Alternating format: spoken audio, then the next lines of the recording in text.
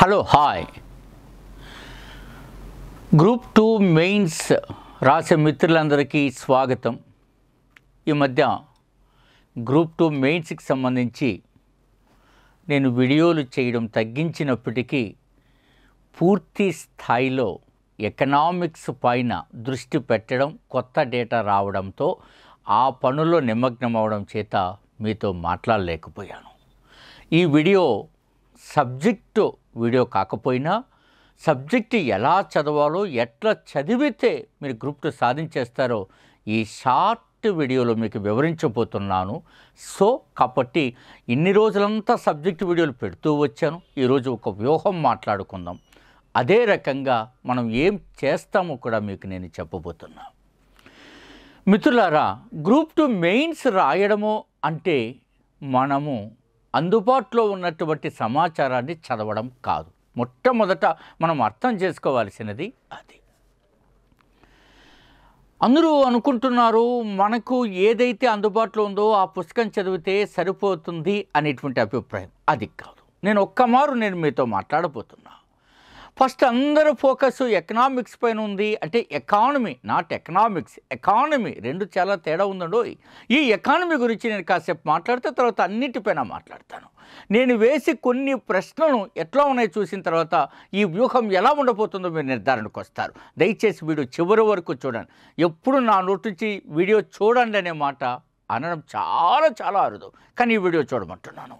మిత్రులారా, మీరు ఇది మొదటి చాప్టర్లో మీరు నూతన ఆర్థిక సంస్కరణలు 1991 ఉంది కదా, ఎలా వచ్చింది చూడండి. ఓన్లీ ఆర్థిక సంస్కరణలకే ఇంత మెటీరియల్ వచ్చింది. మీరు ఆర్థిక సంస్కరణలు అనగానే బయట పుస్తకాల్లో మీరేదో పారిశ్రామిక విధానము అది రాసేసి సరళీకరణ, ప్రైవేటీకరణ, ప్రపంచీకరణ. I'm not interested. ఈ 3 టర్మ్స్ పట్ల నాకు ఇంట్రెస్ట్ లేదు. మరేంటి గోపాల్ రెడ్డి నీకు ఇంట్రెస్ట్? ఎస్, బిట్ ఎక్కడ పడుతుంది అనేది నీకు తెలియాలి. ఇంత శ్రమ, ఇన్ని సంవత్సరాల శ్రమ ఎందుకు పడుతున్నారు మీరు, అది తెలియాలి. చూడండి, ఇందులో నేను ఒక్కసారి చూడండి.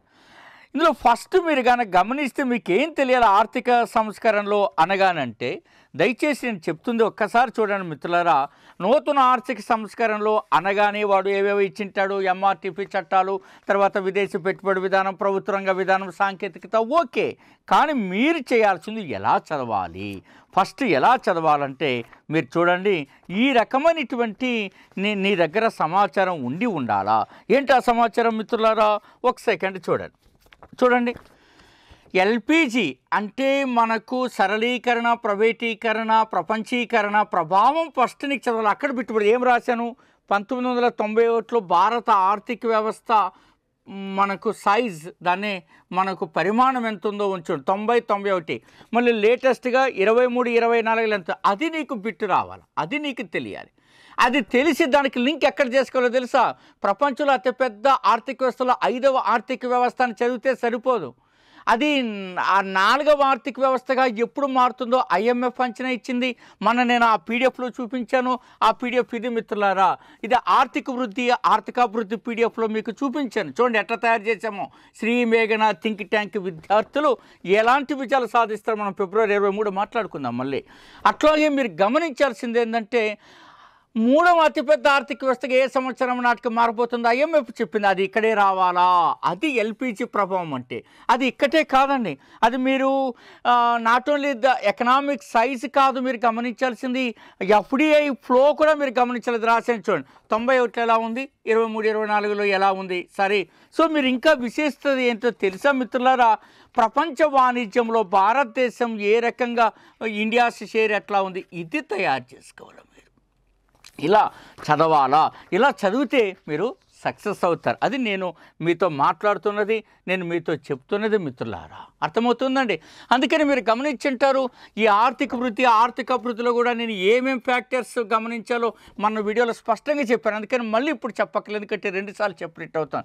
ఆర్థికాభివృద్ధిలో ఏ ఫ్యాక్టర్స్ మీరు చూడాలా. మీరు ఆర్థికాభివృద్ధి అనగానే గుణాత్మకమైనది, తర్వాత ఇది విశాలమైన భావన. I'm not interested this kind of solution points.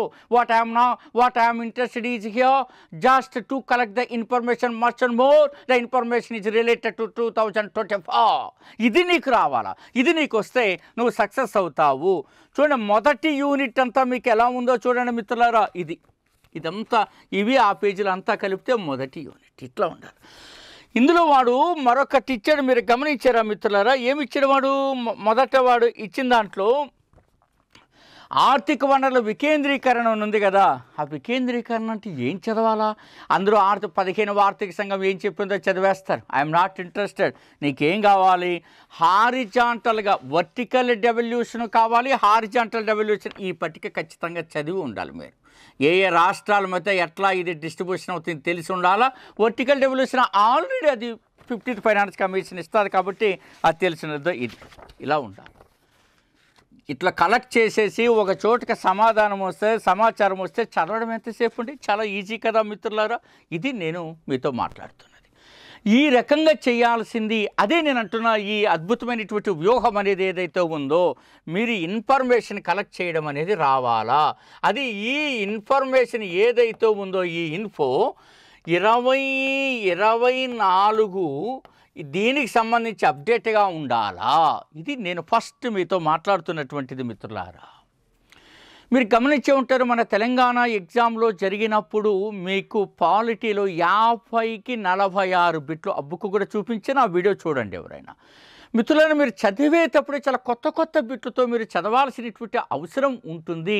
మీరు ఉదాహరణకు తల్లికోట యుద్ధం, నిన్న ఒక వీడియో చేశాను, మీరు గమనించారు. ఈ తల్లికోట యుద్ధంలో ఏం చెప్పాను మీరు గమనించారు. తల్లికోట యుద్ధం గురించి రికార్డ్ చేసిన ముస్లిం చరిత్రకారుడు ఎవరు? ముస్లిం రాజ్యాలని ఏకతాటిపైకి రావడానికి దౌత్యం నేర్పిన అధికారులు ఎవరు? ఆలయ రామరాయులను, ఆలియా రామరాయులను చంపమని సలహా ఇచ్చినటువంటి నిజాం హుసేన్ షా నమ్మినబొంటి ఎవరు? అట్లాంటి బిట్లు మీరు చదవాలి. ఇది మీకు చాలా ఇంపార్టెంట్ అని చెప్పాను. మనం కూడా గమనించారా, మీరు గమనించే ఉంటారు, చారు చర్య అనేటువంటి యొక్క గ్రంథాన్ని రాసింది చాలా ఇంపార్టెంట్. మీరు ఇంకా బృహత్ కథని ఎవరు రచించారు? కథా సరిస్సాగం ఎవరు రచించారు? కథా సరిస్సాగంలో ఏ కథ ఉన్నది? I'm not interested. మీకు ఆల్రెడీ గాథా సప్తసతిలో మీకు ఎంతో ఇన్ఫర్మేషన్ నేను ఇచ్చి ఉన్నా. గాథా సప్తసతిని అమృత కావ్యము అని ఎవరన్నారని చెప్పాను. ఇట్లాంటి బిట్లను మీరు కావాలి కదా. కొందాచార్యుడి గురించి చెప్పినటువంటి ఏ గ్రంథంలో ఉందని చెప్పాను. ఇవి రావాలి మీకు. మీరు లాస్ట్ టైం ఒక బిట్ అడిగాడు, గమనించారా? వలయమాల ఎవరు రాశారు? ఇప్పుడు అన్ని పుస్తకాల్లో ఉంది, కానీ ఆ బిట్టు రాకమునుపు ఏ పుస్తకంలో ఆ బిట్టు రాయలేదు. ఆ బిట్టుని కవర్ చేసిన ఘనత మనది. ఈ రకమైన సమాచారం మీకు రావాలి మిత్రులారా.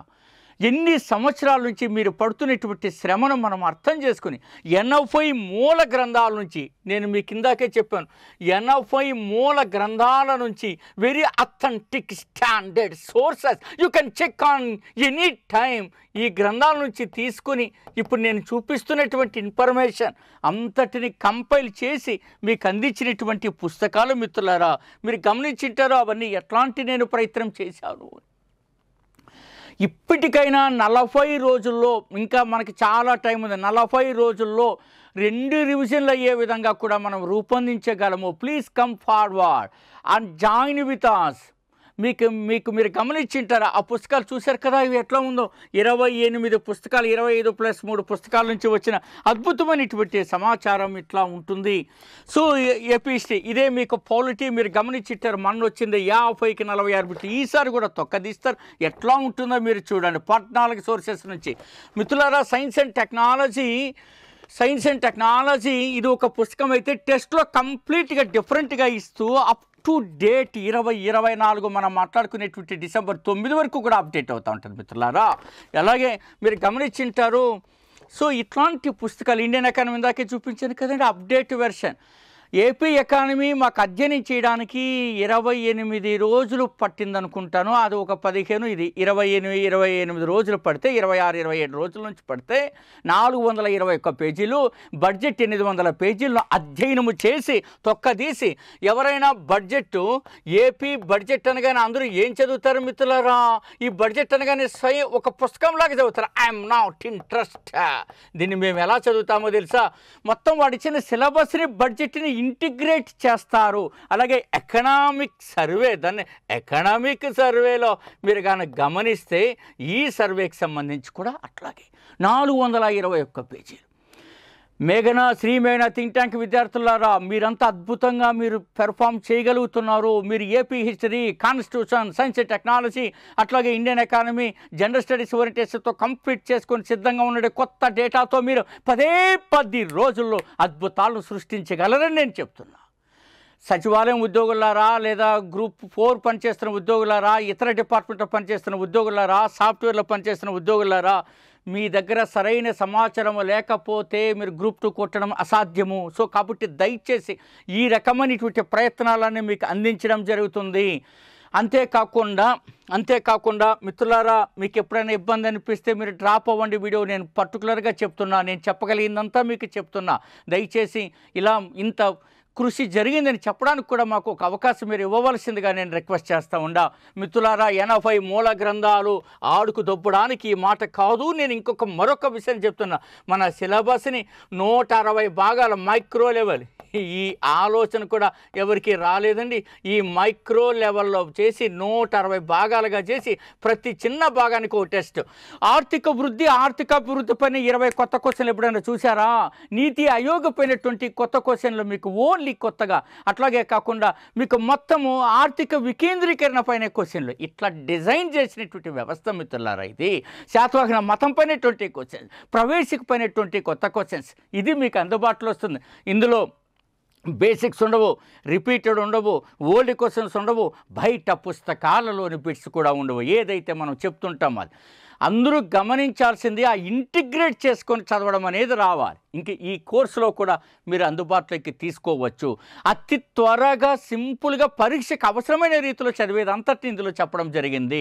ఇంకా మళ్ళీ జాయిన్ అవుదామని జాయిన్ అయ్యే ఉద్దేశం ఉంటే ఇప్పుడు జాయిన్ అవ్వండి, లేదా మీ ఓన్ వేలో మీరు వెళ్ళిపోండి. మిత్రులారా, మరొక అవకాశం కూడా ఇస్తున్నా. ఇది సూపర్ మెంటార్షిప్ కోర్స్. ఎక్కడ చదవాలా, ఎలా చదవగలరు, ముఖ్యంగా ఎకానమీ, సైన్స్ అండ్ టెక్లో మీకు తెలియకపోతే దెబ్బైపోతారు.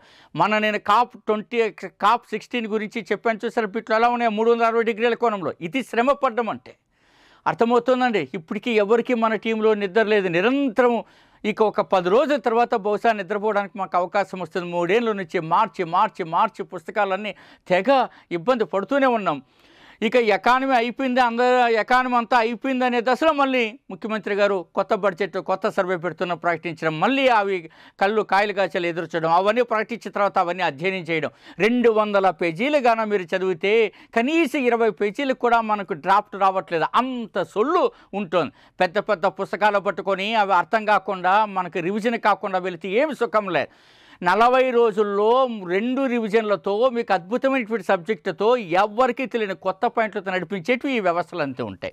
మిత్రులారా, ఇవన్నీ మీకు అందుబాటులోకి రావడానికి మీరు ఏ ప్రయత్నం చేయాలి చూడండి. ఇక్కడ ఇచ్చిన అడ్మిషన్ కోసం ఈ వాట్సాప్ పెట్టండి.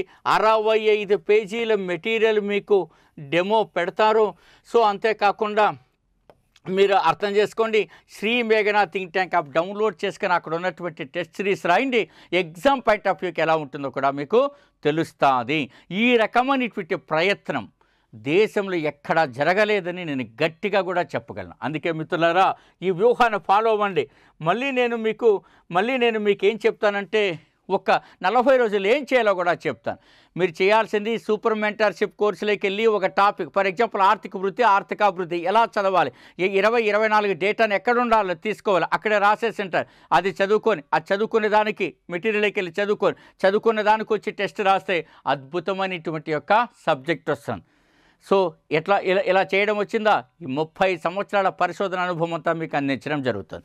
సో ఈ కృషి అంతా మీకు వాట్సాప్ పెట్టండి 8074940030కి. ఈ కృషి అంతా కూడా మీకు జరిగి ఉంది. దీంతో టెన్షన్ లేకుండా ఫ్రీగా వెళ్ళండి.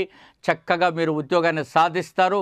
మన తెలంగాణలో చూశారు, అంతకుముందు ఎండోమెంట్లో చూశారు, గ్రూప్ 2 ప్రిలిమ్స్లో చూశారు. ఎక్కడ చూసినా బిట్టు రావడం అనేది మన ధ్యేయం, మన లక్ష్యం, మన టార్గెట్ అంతా కూడా అదే ఉండాలి. సో మంచి జరగాలని మీకు అందరికీ కోరుకుంటూ all the very best. Me doctor Gopal day.